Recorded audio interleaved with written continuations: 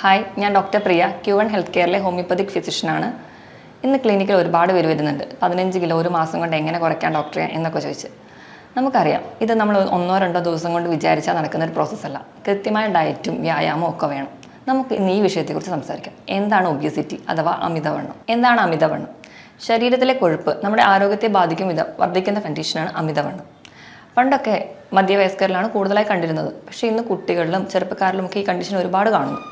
എങ്ങനെയാണ് നമുക്ക് അമിതവണ്ണം ഉണ്ടെന്ന് കണ്ടുപിടിക്കാം? അതിനുവേണ്ടി നമ്മൾ യൂസ് ചെയ്യുന്ന ടേമാണ് ബേസൽ ബോഡി മാസ് ഇൻഡെക്സ്, അഥവാ നമുക്കതെങ്ങനെ കണ്ടുപിടിക്കാം എന്ന് നോക്കാം. നമ്മുടെ weight in kilogram divided by height in metre square. അതായത് അതിങ്ങനെ ചെയ്യുമ്പോൾ 18-നും 25-നും ഇടയിലാണ് വാല്യൂ കിട്ടുന്നതെങ്കിൽ അതിനെ നോർമൽ എന്ന് പറയും. 25-നും 30-നും ഇടയിലാണെങ്കിൽ അതിന് അമിതവണ്ണം എന്നും 30-ന് മുകളിൽ പോകുമ്പോൾ പൊണ്ണത്തടി എന്നും പറയുന്നു. ലളിതമായി പറഞ്ഞു കഴിഞ്ഞാൽ നമ്മുടെ ഹൈറ്റ് എടുക്കുകയാണ് സെൻറ്റിമീറ്ററിൽ, അതിൽ നിന്ന് 100 കുറയ്ക്കുന്നതായിരിക്കണം നമ്മുടെ ബോഡി വെയ്റ്റ്. ഉദാഹരണം, ഒരു 163 സെൻറ്റിമീറ്റർ ഹൈറ്റ് ഉള്ള ഒരാൾക്ക് 63 കിലോ ആയിരിക്കണം അവരുടെ ഒരു ആവറേജ് വെയ്റ്റ്. WHO ഈ ഒബിയസിറ്റി തന്നെ 3 രീതിയിൽ പറയുന്നുണ്ട്. 30 മുതൽ 35 വരെയാണെങ്കിൽ ക്ലാസ് 1 എന്നും, 35 മുതൽ 40 വരെ ആകുമ്പോൾ ക്ലാസ് 2 എന്നും, 40-ന് മുകളിൽ പോയാൽ ക്ലാസ് 3 എന്നുമായിട്ട് ഡിവൈഡ് ചെയ്ത് വെച്ചിട്ടുണ്ട്. അമിതവണ്ണം എന്തുകൊണ്ടൊക്കെ ഉണ്ടാകാമെന്ന് നോക്കാം. അമിതവണ്ണം ഉണ്ടാകുന്ന കാരണങ്ങളെ നമ്മൾ രണ്ടായിട്ട് തരംതിരിച്ചിട്ടുണ്ട്: എൻഡോജീനിയസ് കണ്ടീഷൻ എന്നും എക്സോജീനിയസ് കണ്ടീഷനും. എക്സോജീനിയസ് കണ്ടീഷൻ എന്ന് പറഞ്ഞാൽ പുറത്തുനിന്നുള്ള കാരണങ്ങൾ, നമ്മുടെ ഫുഡിൻ്റെ അളവ് കൂടുന്നു, വ്യായാമം കുറയുന്നു തുടങ്ങിയ കാരണങ്ങൾ. എൻഡോജീനിയസ് എന്ന് പറഞ്ഞാൽ ശരീരത്തിൻ്റെ തന്നെ കാരണം, ചില ഹോർമോണൽ ഇംബാലൻസ്, ഉദാഹരണം തൈറോയിഡിൻ്റെ ഒക്കെ ഇംബാലൻസ് മൂലം നമുക്ക് വണ്ണം വെക്കുന്നത് കാണാം. ഇതിന് പുറമെ തന്നെ ചിലർക്ക് പാരമ്പര്യം കൊണ്ടുവരാം, ചില മരുന്നുകൾ സ്റ്റിറോയിഡ്സ് കഴിക്കുന്നതുകൊണ്ട് വരാം, ചില അസുഖങ്ങൾ കൊണ്ട് നമുക്ക് വണ്ണം വെക്കാം. അതുപോലെ തന്നെ സ്ട്രെസ്സ് കാരണവും ചിലർക്ക് വണ്ണം വെക്കുന്നതായി കാണാം. ഇനി അമിതവണ്ണം കൊണ്ട് എന്തൊക്കെ കോംപ്ലിക്കേഷൻ ഉണ്ടാവും എന്ന് നോക്കാം.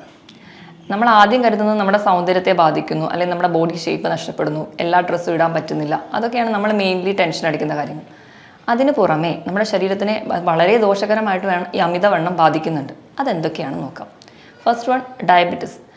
അമിതവണ്ണമുള്ളവരിൽ 5 മുതൽ 6 ഇരട്ടി ചാൻസ് ആണ് സാധാരണ ഒരാൾക്ക് ഉണ്ടാവുന്നതിലും ഡയബറ്റിസ് ഉണ്ടാവാനുള്ള ചാൻസ്. രണ്ടാമത്, ഹൈപ്പർ ടെൻഷൻ, BP കൂടുന്നതായി കാണാം. മൂന്നാമതായിട്ട് കൊളസ്ട്രോൾ വരുന്നതായി കാണാം. ഇങ്ങനെ അമിതവണ്ണമുള്ളവർ BP, കൊളസ്ട്രോൾ, പ്രമേഹം എല്ലാം ഒരു കോംപ്ലക്സ് ആയിട്ട് നിൽക്കുമ്പോൾ നമ്മളതിനെ മെറ്റബോളിക് സിൻഡ്രോം എന്ന് പറയുന്നു. ഇതിനോടൊപ്പം തന്നെ നമ്മുടെ ശരീര വെയിറ്റ് കൂടുമ്പോൾ നമ്മുടെ സന്ധികൾക്ക് നമ്മുടെ ശരീരഭാരം താങ്ങാൻ പറ്റാതെ സന്ധിവാദവും അല്ലെങ്കിൽ സന്ധിവേദനയൊക്കെ കാണുന്നു. അതോടൊപ്പം തന്നെ നമുക്ക് സ്ട്രോക്ക് ഉണ്ടാവാനുള്ള ചാൻസ്, ഹൃദ്രോഗത്തിനുള്ള ചാൻസ് കൂടുന്നു, വെരിക്കോസ് വെയിൻസ് വരെ ഉണ്ടാവാനുള്ള ചാൻസസ് കൂടുന്നു. അതുപോലെ PCODക്കുള്ള ചാൻസും ഈ വണ്ണം തന്നെയാണ് കാരണം. പലരും പറയും, എനിക്ക് PCOD ഉള്ളതുകൊണ്ടാണ് ഞാൻ തടി വെക്കുന്നത്. പക്ഷേ അങ്ങനെയല്ല, തടി വെക്കുന്നത് കൊണ്ടാണ് PCOD ഉണ്ടാകുന്നത്. നമ്മുടെ ശരീരത്തിൻ്റെ വണ്ണം കൂടുമ്പോൾ നമ്മുടെ ശരീരത്തിൽ ഇൻസുലിൻ റെസിസ്റ്റൻസ് ഉണ്ടാവുകയും അതുവഴിയാണ് നമുക്ക് PCOD ഉണ്ടാവുന്നത്. ഇനി നമുക്ക് അമിതവണ്ണം എങ്ങനെ കുറയ്ക്കാം, എങ്ങനെ മാനേജ് ചെയ്യാമെന്ന് നോക്കാം. ആദ്യം തന്നെ പറഞ്ഞല്ലോ, ഒരു മൂല കാരണം നമ്മൾ കഴിക്കുന്ന ഭക്ഷണത്തിൻ്റെ അളവ് കൂടുതലും അതുപോലെ നമ്മുടെ എക്സസൈസ് കുറയുന്നതുമാണ്. അപ്പം നമുക്ക് ഇതിലൊരു ചേഞ്ച് വരുത്തണം. നമ്മൾ കഴിക്കുന്ന ഭക്ഷണത്തിൻ്റെ അളവ് കുറയ്ക്കുക, അതുപോലെ തന്നെ എക്സസൈസ് കൂടുതലായി ചെയ്യുക. ഇങ്ങനെ നമുക്ക് നമ്മുടെ ബോഡി വെയിറ്റ് കൺട്രോൾ ചെയ്യാവുന്നതേ ഉള്ളൂ. ആദ്യം തന്നെ നമുക്ക് ഫുഡിൽ എന്തൊക്കെ മാറ്റം വരുത്താമെന്ന് നോക്കാം. നമ്മുടെ ഭക്ഷണത്തിൽ അന്നജത്തിൻ്റെയും കൊഴുപ്പിൻ്റെയും അളവ് കുറയ്ക്കുക, പകരം നമുക്ക് പ്രോട്ടീൻ കൂടുതലായിട്ട് ഭക്ഷണത്തിൽ ഉൾപ്പെടുത്തുക. പ്രോട്ടീൻ കൂടുതലായിട്ട് ഉൾപ്പെടുത്തുന്നത് വഴി നമ്മുടെ പ്രോട്ടീൻ്റെ വിഘടനം നടക്കുമ്പോൾ നമ്മുടെ ശരീരത്തിൽ ഒരുപാട് എനർജി യൂസ് ചെയ്യും. അങ്ങനെ ചെയ്യുന്നതോടെ നമുക്ക് ഒരുപാട് എനർജി നമുക്ക് ഇതിലൂടെ ലോസ് ചെയ്യാൻ പറ്റും. അങ്ങനെ നമുക്ക് വെയിറ്റ് കുറയ്ക്കാം. ഇതുപോലെ തന്നെ ഒരുപാട് വെള്ളം കുടിക്കുന്നത് നല്ലതാണ്. അതായത് നമ്മുടെ ശരീരത്തിന് 2 മുതൽ 3 ലിറ്റർ വരെ വെള്ളം കുടിക്കുക. വെള്ളം കുടിക്കുമ്പോൾ നമ്മുടെ മെറ്റബോളിക് ആക്ടിവിറ്റി കൂടുന്നു. അങ്ങനെ നമുക്ക് എനർജി ലോസ് വന്നിട്ടും വെയിറ്റ് നമുക്ക് കൺട്രോൾ ചെയ്യാം. നമ്മൾ കഴിക്കുന്ന ഭക്ഷണത്തിൽ കഴിക്കുന്ന അരി അടങ്ങിയ ഭക്ഷണങ്ങൾ നല്ല രീതിയിൽ തന്നെ നമുക്ക് കുറയ്ക്കണം. അതിന് പകരം നമുക്ക് ചോളം, കമ്പം തുടങ്ങിയ ധാന്യങ്ങൾ ഉൾപ്പെടുത്താവുന്നതേ ഉള്ളൂ. ഭക്ഷണത്തിൽ പ്രോട്ടീനോടൊപ്പം തന്നെ വെജിറ്റബിൾസും ഫ്രൂട്ട്സും കൂടുതലായിട്ട് ഉൾപ്പെടുത്തുക. പിന്നെ നമ്മൾ ഭക്ഷണം കഴിക്കുമ്പോൾ സ്കിപ്പ് ചെയ്യാതെ കഴിക്കാൻ ശ്രദ്ധിക്കുക. ചിലരൊക്കെ വെയിറ്റ് കുറയ്ക്കാൻ വേണ്ടി ഒരു നേരം പട്ടിണി കിടക്കാമെന്ന് വിചാരിക്കും.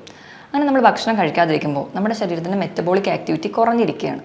അത് കഴിഞ്ഞ് ഉടനെ നമുക്ക് നല്ലപോലെ വിശക്കുമ്പോൾ നമ്മൾ വീണ്ടും ഭക്ഷണം കഴിക്കും. അപ്പം നമ്മുടെ ശരീരം എന്താ ചെയ്യുന്നതെന്ന് വെച്ച് കഴിഞ്ഞാൽ അപ്പം കഴിക്കുന്ന ഭക്ഷണം എല്ലാം കൂടി സ്റ്റോർ ചെയ്യുകയാണ് ചെയ്യുക. അപ്പം യൂസ് ചെയ്യാതെ അതെല്ലാം കൂടി സ്റ്റോർ ചെയ്യും. അത് നമുക്ക് വീണ്ടും ബോഡി വെയിറ്റ് കൂട്ടത്തേ ഉള്ളൂ.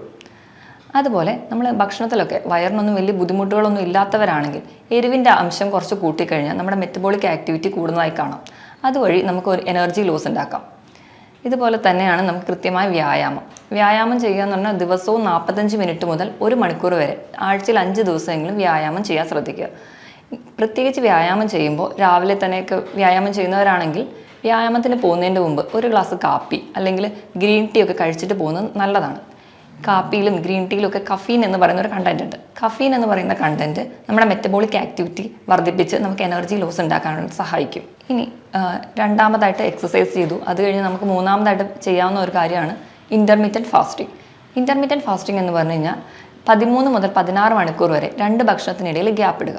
അത് നമുക്ക് പല രീതിയിൽ ചെയ്യാം. ഒന്നാമത്തെ രീതി എന്ന് പറഞ്ഞാൽ രാവിലെയും ഉച്ചയ്ക്കും കൃത്യമായ സമയത്ത് ഭക്ഷണം കഴിച്ച് രാത്രിയത്തെ ഡിന്നർ കുറച്ച് നേരത്തെ കഴിക്കുക. ഒരു 6 മണിക്കോ 7 മണിക്കോ ഒക്കെ കഴിക്കുക. പിറ്റേ ദിവസം രാവിലത്തെ പ്രഭാത ഭക്ഷണം കുറച്ച് ലേറ്റായിട്ട് കഴിക്കുക. ഇനി രണ്ടാമത്തെ വിഭാഗം എന്ന് പറഞ്ഞു കഴിഞ്ഞാൽ രാവിലത്തെ ഫുഡ് സ്കിപ്പ് ചെയ്യുക, പകരം ഉച്ചയ്ക്ക് രാത്രിയും കൃത്യമായി ഭക്ഷണം കഴിക്കുക. പക്ഷേ നമ്മുടെ ബ്രേക്ക്ഫാസ്റ്റ് എന്ന് പറഞ്ഞാൽ നമ്മുടെ ബ്രെയിൻ്റെ ഫുഡാണ്. അപ്പോൾ ഏറ്റവും നല്ലത് ഫസ്റ്റ് മെത്തേഡ് ഫോളോ ചെയ്യുന്നതാണ്.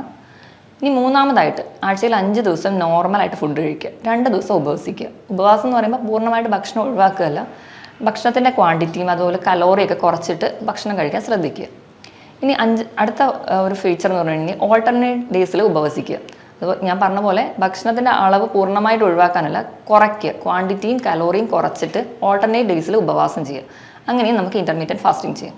ചിലരിടത്തൊക്കെ ഡയറ്റ് ഫോളോ ചെയ്യാനൊക്കെ ക്ലിനിക്കിൽ വരുമ്പോൾ പറയുമ്പോൾ പലരും പറയും എൻ്റെ വയറ് തുറന്നു പോയി, അല്ലെങ്കിൽ എനിക്ക് വിശപ്പ് സഹിക്കാൻ പറ്റുന്നില്ല, അല്ലെങ്കിൽ ഫുഡിനോടുള്ള ക്രേവിങ് കൺട്രോൾ ചെയ്യാൻ പറ്റുന്നില്ല എന്നൊക്കെ. നമുക്ക് ഇവർക്ക് പറയാമെന്നുള്ളൊരു ഈസി ടിപ്സ് എന്താണെന്ന് വെച്ചാൽ, നമ്മുടെ വിശപ്പിനെ കൺട്രോൾ ചെയ്യാൻ നമ്മുടെ ശരീരത്തിൽ 2 ഹോർമോണുണ്ട്. ഗ്രലിൻ എന്ന് പറയുന്ന ഹോർമോണും ലെപ്റ്റിൻ എന്ന് പറയുന്ന ഹോർമോണും. നമുക്ക് വിശക്കുന്നു എന്ന് തലച്ചോറിനെ അറിയിക്കുന്ന ഹോർമോണാണ് ഗ്രലിൻ. നമ്മുടെ വയറ് നിറഞ്ഞു അല്ലെങ്കിൽ നമ്മൾ ഭക്ഷണം കഴിക്കുമ്പോൾ മതി എന്ന് പറയുന്ന ഹോർമോണാണ് ലെപ്റ്റിൻ. അപ്പം നമ്മൾ ഗ്രലിൻ്റെ അളവ് കുറയ്ക്കുകയും ലെപ്റ്റിൻ്റെ അളവ് കൂട്ടുകയും ചെയ്യുന്നത് വഴി നമുക്ക് വെയിറ്റ് കൺട്രോൾ ചെയ്യാം. നമ്മുടെ വിശപ്പ് കുറച്ച് നമുക്ക് വെയിറ്റ് കൺട്രോൾ ചെയ്യാവുന്നതേ ഉള്ളൂ. എങ്ങനെയൊക്കെ ചെയ്യാമെന്ന് നോക്കാം. നമ്മൾ കൃത്യസമയത്ത് തന്നെ ഭക്ഷണം കഴിക്കാൻ ശ്രദ്ധിക്കണം. അങ്ങനെ ചെയ്യുമ്പോൾ നമ്മുടെ ഒരു ഹോർമോൺ പ്രോപ്പർ ബാലൻസിൽ അങ്ങ് പോകും. അതുപോലെ ഒരുപാട് വിശന്നിട്ട് ഭക്ഷണം കഴിക്കരുത്. ഒരുപാട് വിശന്നിരിക്കുമ്പോൾ ഗ്രലിൻ എന്ന് പറയുന്ന ഹോർമോൺ കൂടുതലായിട്ട് ഇരിക്കും. അപ്പോൾ നമ്മൾ ഒരുപാട് ഭക്ഷണം കഴിക്കും, അത് വീണ്ടും ബോഡി വെയിറ്റ് കൂട്ടത്തേ ഉള്ളൂ. അതുപോലെ ഒരുപാട് വിശന്നിരിക്കുമ്പോൾ ഒരുപാട് സ്വീറ്റ്സ് കഴിക്കാതിരിക്കുക. സ്വീറ്റ്സ് കലോറി കൂടുതലുള്ള ഫുഡാണ്. അതുപോലെ കൃത്യസമയത്ത് ഉറങ്ങുക. കൃത്യസമയത്ത് ഉറങ്ങുമ്പോൾ ഈ ഹോർമോണൊക്കെ പ്രോപ്പറായിട്ട് ബാലൻസ് ആയിട്ട് പോകും. അപ്പോൾ നമുക്ക് നമ്മുടെ വിശപ്പൊക്കെ കൺട്രോൾ ചെയ്യാം. ചിലർക്കൊക്കെ ടെൻഷൻ കാരണം ചിലർ ഭക്ഷണം ഒരുപാട് കഴിക്കുന്ന കാണും. ഇതെന്താണെന്ന് വെച്ചിട്ടുണ്ടെങ്കിൽ ടെൻഷൻ ഉള്ളപ്പോൾ നമ്മുടെ ലെപ്റ്റിൻ എന്ന് പറയുന്ന, നമുക്ക് വയറ് നിറഞ്ഞു എന്ന് പറയുന്ന ഹോർമോൺ ഫംഗ്ഷൻ ചെയ്യത്തില്ല. അപ്പോൾ അവർക്ക് വയറ് നിറഞ്ഞൊരു സെൻസേഷൻ തോന്നില്ല, ഭക്ഷണം കഴിച്ചുകൊണ്ടേയിരിക്കും. അങ്ങനെ പൊണ്ണത്തടി വെക്കുന്നവരും ഉണ്ട്. ഇതുപോലെ ചില ഭക്ഷണങ്ങൾ കഴിക്കുകയാണെങ്കിൽ നമുക്ക് ഈ ലെപ്റ്റിൻ്റെ അളവ് കൂട്ടാൻ പറ്റും. ഉദാഹരണത്തിന് ഭക്ഷണം കഴിക്കുന്നതിന് മുൻപ്, നമ്മൾ സാധാരണ ഒരു ലഞ്ചൊക്കെ കഴിക്കുന്നതിന് മുൻപ് പ്രോട്ടീനും ഫാറ്റും അടങ്ങിയ ഭക്ഷണം കഴിക്കുക. ഉദാഹരണത്തിന് നമുക്ക് മുട്ട കഴിക്കാം, അതിൽ പ്രോട്ടീനും ഉണ്ട് ഫാറ്റും ഉണ്ട്. ഭക്ഷണത്തിന് ഒരു 15 മിനിറ്റ് മുമ്പ് ഒരു മുട്ടയൊക്കെ കഴിക്കുകയാണെങ്കിൽ ഈ ലെപ്റ്റിൻ്റെ അളവ് കുറച്ച് കൂടുതലായിട്ട് ഉൽപ്പാദിപ്പിക്കുന്ന കാണാം. അതുപോലെ കഴിക്കുമ്പോൾ ഭക്ഷണം നല്ലോണം ചവച്ചരച്ച് കഴിക്കുകയാണെങ്കിൽ നമുക്ക് വയറ് കുറച്ചുകൂടെ പെട്ടെന്ന് നിറഞ്ഞ പോലെ തോന്നും. അതുപോലെ ഭക്ഷണം കഴിക്കുന്നതിന് മുൻപ് 2 ഗ്ലാസ് ഒരു ഇളം ചൂട് വെള്ളം കുടിക്കുക. അതുപോലെ ഒരു ബൗൾ സാലഡ് കഴിക്കുക. അതിനൊരു 15 മിനിറ്റ് ശേഷം മാത്രം ഒരു ലഞ്ച് കഴിക്കുക. ഇങ്ങനെയൊക്കെ നമുക്ക് ഫുഡിലൂടെ ഒരു പരിധി വരെ വെയിറ്റ് കുറയ്ക്കാം. നമ്മൾ എക്സസൈസ് ചെയ്യുന്ന കാര്യം പറഞ്ഞല്ലോ, അപ്പോൾ അതിൻ്റെ കൂടെ തന്നെ നമ്മൾ ചെയ്യുമ്പോൾ മെയിൻലി ഹീറ്റ് ബേൺ എക്സസൈസ് ചെയ്യുക. ഹീറ്റ് ബേൺ എക്സസൈസ് എന്ന് പറഞ്ഞാൽ 45 മിനിറ്റ് ഒരാൾ നടക്കുകയാണെങ്കിൽ അവസാനത്തെ 1-2 മിനിറ്റ് ഒന്ന് ഓടുക. അപ്പം നോർമലി നിന്ന പ്രോസസ്സിൽ നിന്ന് ഒന്ന് ശരീരം കുറച്ചുകൂടെ സ്പീഡപ്പ് ചെയ്യുമ്പോൾ നല്ല രീതിയിൽ നമ്മുടെ മെറ്റബോളിക് ആക്ടിവിറ്റി കൂടുന്നു. അങ്ങനെ നമുക്ക് ഊർജ്ജം കുറയുന്നു. അങ്ങനെ നമ്മുടെ ബോഡി വെയിറ്റ് കൺട്രോൾ ആവുന്നു. ഇങ്ങനെയൊക്കെ ചെയ്യുന്നവരെ ഒരു പരിധി വരെ നമുക്ക് നമ്മുടെ ബോഡി വെയിറ്റ് കൺട്രോൾ ചെയ്യാൻ പറ്റും. അതുപോലെ മറ്റ് കോംപ്ലിക്കേഷനിലൂടെ ശരീരം പോവാതിരിക്കാനും പറ്റും. ഇനി നമുക്ക് ബോഡി വെയിറ്റ് കുറയ്ക്കണമെങ്കിൽ അത് നമ്മൾ തന്നെ വിചാരിച്ചാലേ നടക്കുകയുള്ളൂ. നമ്മൾ കഴിക്കുന്ന ഭക്ഷണത്തിൻ്റെ അളവ് കുറയ്ക്കുക, അതിനോടൊപ്പം തന്നെ കൃത്യമായി വ്യായാമം ചെയ്യുന്ന വഴി, സ്ട്രെസ്സൊക്കെ കുറയ്ക്കുന്ന വഴി, രാവിലെ ഒന്ന് നടക്കാൻ പോകുന്ന വഴി നമുക്കൊരു മൈൻഡ് കുറച്ചുകൂടെ ഫ്രീ ആയിട്ടിരിക്കാൻ പറ്റും.